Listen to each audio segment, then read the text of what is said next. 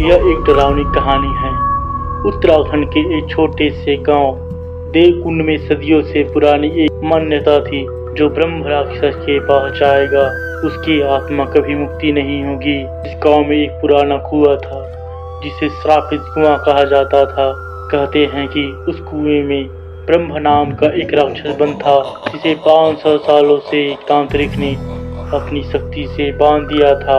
गांव में कोई भी उस कुएं के पास नहीं जाता था, खासकर अमावस्या की रात में। अब समय बदल चुका था। गांव में रहने वाला एक कुआं खोद करता रघु, जो दिल्ली से पढ़कर आया था, इस रहस्य से आकर्षित हो गया। रघु गांव आया तो सबने उसका स्वागत किया, मगर जब उसने स्थापित कुएं का जिक्र किया तो बुजुर्ग कांप उठे। गांव की सबसे बुजुर्ग महिला दादी सुशीला 92 वर्ष की थी। उसने चेतावनी दी, बेटा ये खेल नहीं है। ब्रह्म राक्षस को बंद करने में पूरी 9 साधु बलिदान हुए थे। ये कुआं पत्थरों से नहीं प्राणों से बंद है। दादी मैं इतिहास ढूंढ रहा हूँ, भूत नहीं। मगर दादी की आंखों में डर झलक रहा था। रघु ने अपने लैपटॉप, कैमरा और नोटबुक के साथ कुएं का दौरा किया। अमावस्या की रात थी और वह अकेला था। वह कुएं की तस्वीरें ले रहा था। तभी उसका ध्यान कुएं के पास बने एक छोटे से मंदिर पर गया। वहां एक लोहे की थाली में लाल धागा, राख और चावल रखे थे। उसने थाली हटा दी ताकि तस्वीर साफ आए। उसी पल हवा थम गई, पक्षियों की आवाजें बंद हो गई और कुएं से एक अजीब सी फुसफुसाहट आई, मुक्ति, मुझे मुक्ति दे। रघु पीछे हटा, डरते हुए थाली वापस रख दी, मगर देर हो चुकी थी। रात के 2 बजे रघु के कैमरे में चीखने की आवाज आई। उसके साथ आए कैमरामैन विकास ने देखा कि रघु के शरीर पर नीले निशान थे, जैसे किसी ने उसके शरीर को छल लिया हो। उसकी आंखें सफेद थी और वह बड़बड़ा रहा था, ब्रह्म जाग चुका है, रक्त चाहिए, बलिदान चाहिए। गांव में हड़कंप मच गया। अगले दिन रघु बेहोशी में था, मगर उसका कैमरा अब भी चालू था। जब उन्होंने फुटेज देखी तो उसमें रघु कुएं के पास खड़ा होकर किसी को बुला रहा था और पीछे में 2 लाल आंखें चमक रही थी। दादी सुशीला ने गांव वालों को बुलाकर ब्रह्म की असली कहानी सुनाई। ब्रह्म कोई साधारण राक्षस नहीं था। वह पहले एक साधु था, ब्राह्मण कुल में जन्मा, मगर तंत्र में लिप्त होते होते वह अघोरी बन गया।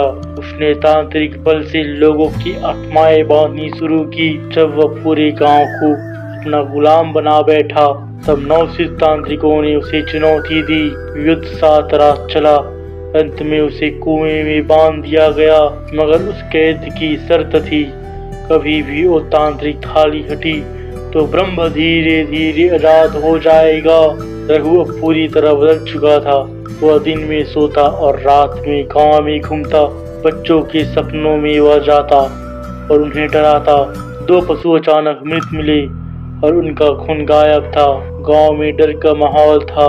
फिर एक रात दादी सुशीला ने सपना देखा, एक खोपड़ी वाला साधु कुएं के पास खड़ा है और वह बड़बड़ा रहा है, बलिदान अधूरा है, अगला सूरज नहीं उगेगा। गांव के एक युवा पुजारी विराट ने ब्रह्म को फिर से कैद करने का निर्णय लिया। उसने पुराने ग्रंथों को पढ़ा और पाया कि उसे रोकने के लिए फिर से 9 शुद्ध आत्माओं की ऊर्जा की आवश्यकता होगी। विराट ने गांव के उन लोगों को बुलाया जो पूरे मन और आत्मा से पवित्र थे। दादी सुशीला सहित वह सब अमावस्या की अगली रात उस कुएं के पास जमा हुए। रघु वहां पहले से मौजूद था, मगर अब वह रघु नहीं ब्रह्म था। हीरों में मंत्रों की गूंज हुई। रघु या कहे ब्रह्म अब हवा में उड़ रहा था। उसकी आंखें खून से लाल थी और उसकी आवाजें डरावनी गूंज बन गई थी। कोई मुझे फिर से नहीं बांध सकता, रक्त बह चुका है, मेरा युग लौट आया है। मगर विराट पीछे नहीं हटा। उसने एक विशेष तंत्र मंत्र पढ़ा, जिससे रघु की आत्मा कांपने लगी। ब्रह्म ने विराट पर हमला किया, लेकिन तभी 9 पवित्र आत्माओं ने अपने हाथ जोड़कर त्रिपुर मंत्र का उच्चारण किया। धीरे धीरे ब्रह्म की ऊर्जा कम होने लगी। उसकी चीखें आसमान तक गूंजी, मगर अंततः वह फिर से उसी कुएं में समा गया।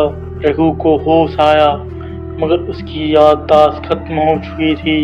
कुएं को फिर से बंद किया गया, थाली को वापस रखा गया।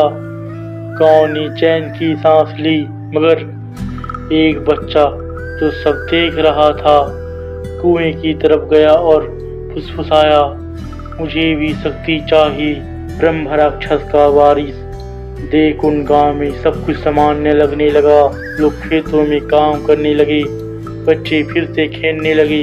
मगर गांव के बाहर एक पुराना बरगद का पेड़ था, जिसके नीचे वह बच्चा नवीन अक्सर बैठा रहता था। वो अकेले में खुद से बातें करता और कभी कभी उसकी आंखें चमक उठती।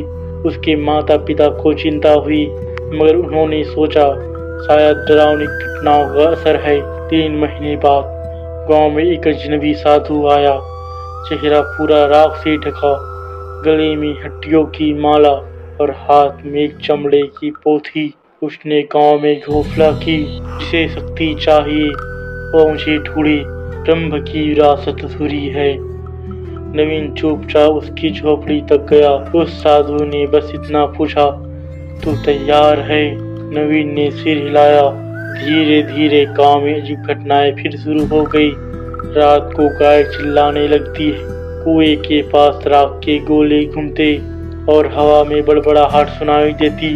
विराट और दादी सुशीला को समझ आ गया, ब्रह्म पूरी तरह खत्म नहीं हुआ, उसकी शक्ति नवीन ने प्रवेश कर चुकी है। अजनबी साधु ने गांव के बाहर एक तांत्रिक यज्ञ शुरू किया। उसका लक्ष्य था नवीन के शरीर में ब्रह्म की आत्मा को पूर्ण रूप से जागृत करना। मगर इस बार विराट ने तैयारी की थी। उसने शहर से 2 तांत्रिकों को बुलाया, जो ब्रह्म राक्षस के नाम से ही कांपते थे। उन्होंने बताया, अगर ब्रह्म राक्षस इस बार पूर्ण रूप से जाग गया तो वह इंसानों की आत्माएं नहीं, शरीर खुद निकलना शुरू कर देगा। अमावस्या की रात फिर आई। इस बार गांव के बाहर ही युद्ध शुरू हुआ। मंत्रों, आग, राख और रक्त का युद्ध। नवीन हवा में उड़ रहा था। उसकी आवाज एक साथ बच्चे और दानव की लग रही थी। साधु ने अपनी पूरी शक्ति नवीन में डाल दी, मगर विराट और तांत्रिकों ने उस शक्ति को ब्रह्मास्त्र मंत्र से तोड़ दिया। अंत में नवीन की आत्मा से ब्रह्म शक्ति निकल गई। उसे एक विशेष पत्थर में कैद किया गया, जिसे अंत शक्ति शिला कहते हैं। उस पत्थर को कुएं के अंदर एक नए मंत्र के साथ बंद कर दिया गया। इस बार 3 अलग अलग लोकों की शक्तियों से और थाली की जगह अब वहां एक जलती हुई अखंड ज्योति रख दी गई। लेकिन कहानी फिर से खत्म हुई लगती है। मगर जंगल के बाहर वही अजनबी साधु अब एक नए गांव की ओर बढ़ रहा है। जहां डर है वहां ब्रह्म राक्षस फिर जागेगा। पसंद आया तो कहानी को शेयर कीजिए, वीडियो को लाइक कीजिए। फिर मिलते हैं नए वीडियो पर।